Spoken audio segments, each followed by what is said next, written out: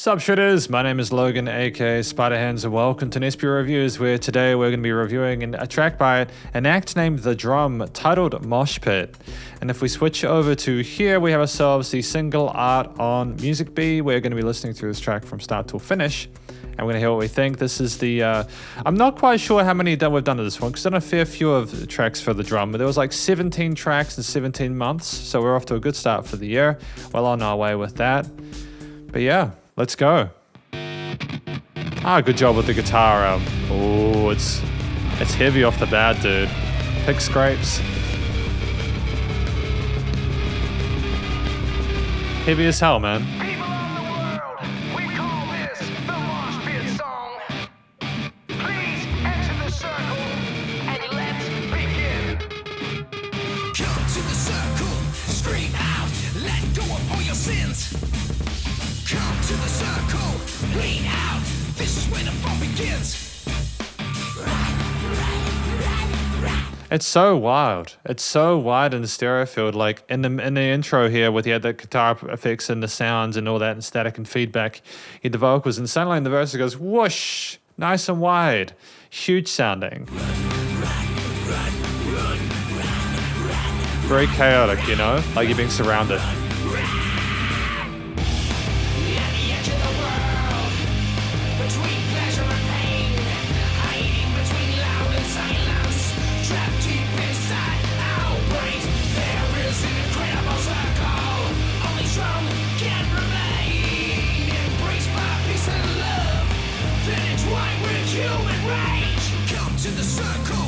Dope, nice and wide. There's a fantastic amount of dynamic range to this master here. I can't tell if it's just the stereo panning that is allowing the hook to sound way bigger than it actually is, or if it's simply that there are changes in the volume and automation on the mastering chain. But bring someone face again. Come to the circle, watch out, run like a psycho kid. that kind of demented run sounds, that kind of festering, like the kind of that mosh kind of vibe, you know? Shout out to the guitar tone as well with those power chords. Catchy vocal melodies in the sense in this here.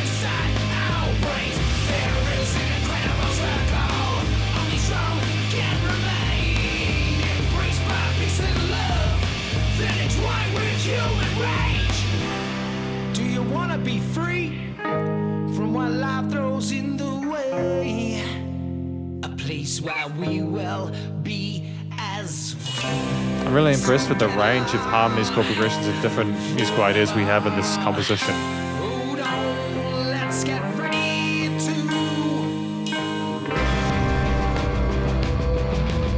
Oh, little crescendo. Yeah, that build, man. I love it. This is a really fun song.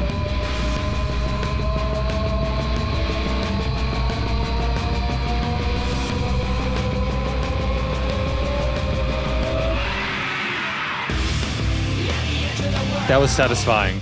That's how you do that kind of, how to describe it? That is how you want to raise the tension in a track there. Nice and slowly, just kind of lifting it up with like one sort of, maybe a voice or like another. It should go kind of like a siren sound that never stops. And like let the little snare drums go and like things kind of emanate and pulsate and writhe around it with like the pick scrapes and all that stuff you've already put in the track earlier to kind of lead it back to that hook section. And then bam, you reach the top and you drop into that chorus. Fantastic choice there.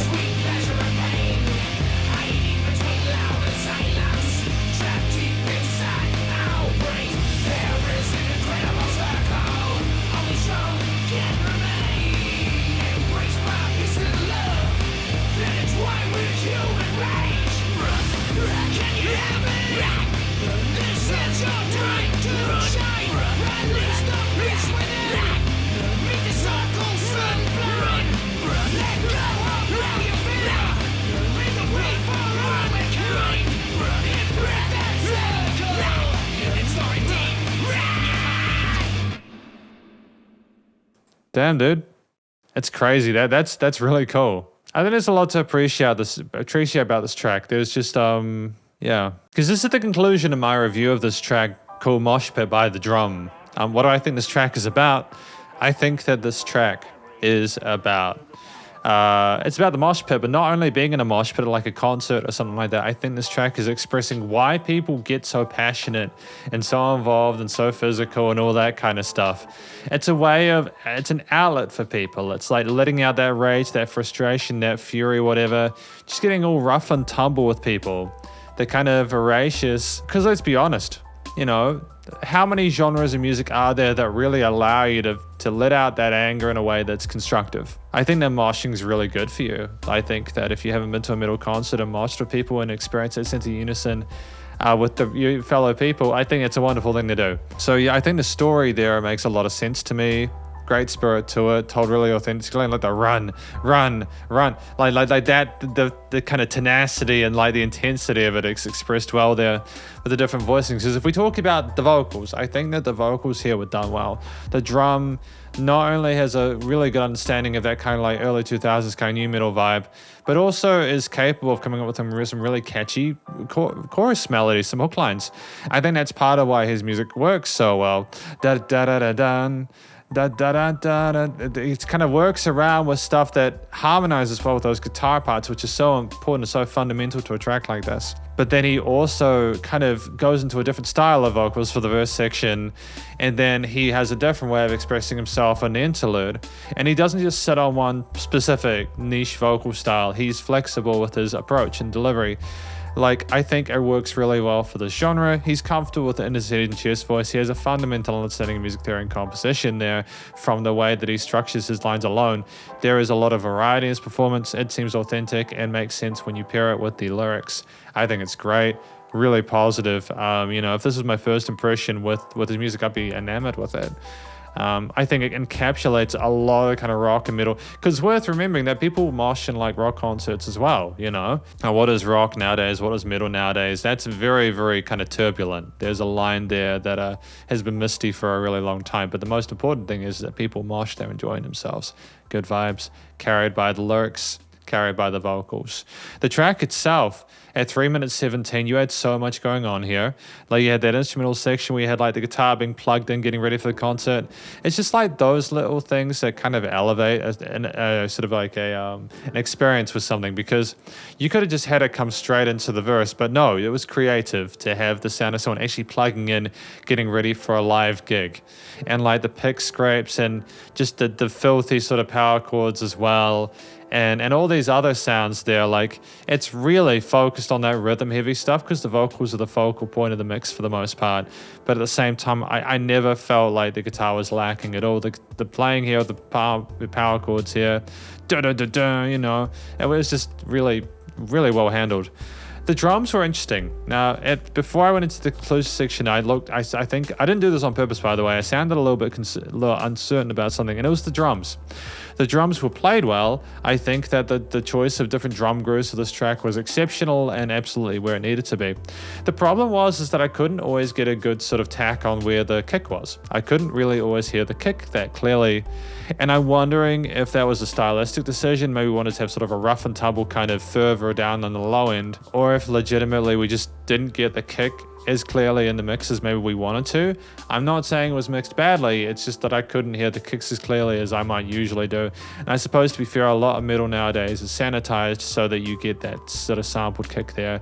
So that's fine, but what I mean is, I guess what I'm trying to say is it would have been nice to hear a little bit more of the kick in the mix. I don't know whether that's just you could have turned down the bass a little bit to allow more of that. It could be a filtering or EQ thing, but it's more because the kick is so fundamental to the groove of a track, and while I got that from like the different vocal parts and the guitars, and I mean the bass parts were fantastic as well. I really enjoyed the bass tone. It was nice and thick and full, and worked well with those root notes and chord progressions that we had throughout. Knew when to come in and step out. And it's not to say anything about the way we had other instruments come in whilst others stepped out. We had great stacking of different elements that had come in or step out when we needed to change the energy levels of the composition or arrangement to suit the thing that we were talking about.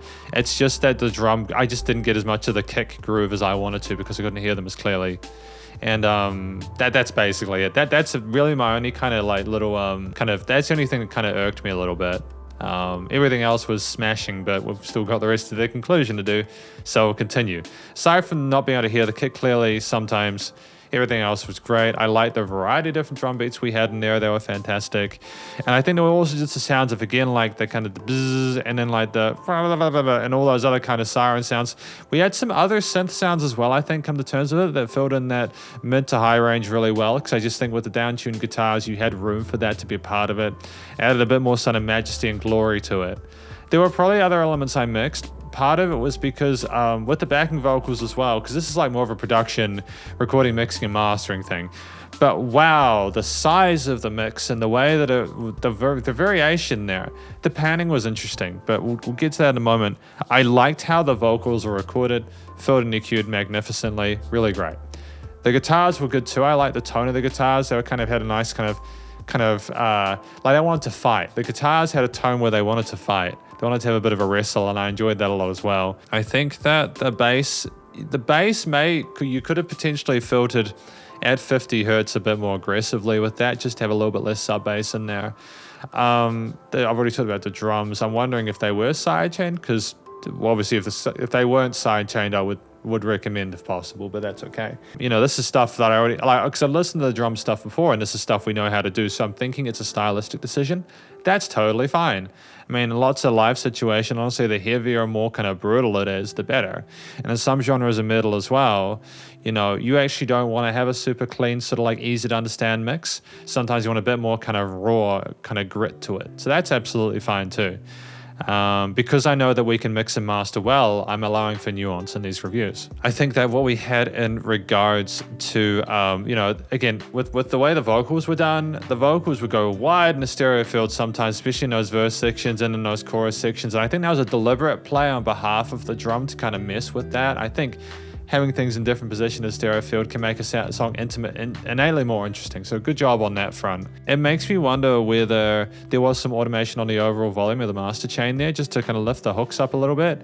That's something that some engineers do. They do lift up the hook a little bit to make it louder, which is fine. I think that can sometimes be a crutch for not having enough change in the composition to allow for that, because if everything is too full, then if you don't automate, of course, it's going to sound loud all the time, but I think that you can take stuff away and get the same effect without having to mess around with the loudness that was relative to that, which can make a mastering an album a bit of a pain, but that's okay. I think that ultimately, you know, for the most part, the EQing was good aside from a little bit of low-end resonance there. It was nice and loud without pumping. There wasn't any pumping there. There were no weird resonances in the frequency spectrum outside of what I mentioned. And yeah, that's effectively my review of MoshPit by The Drum.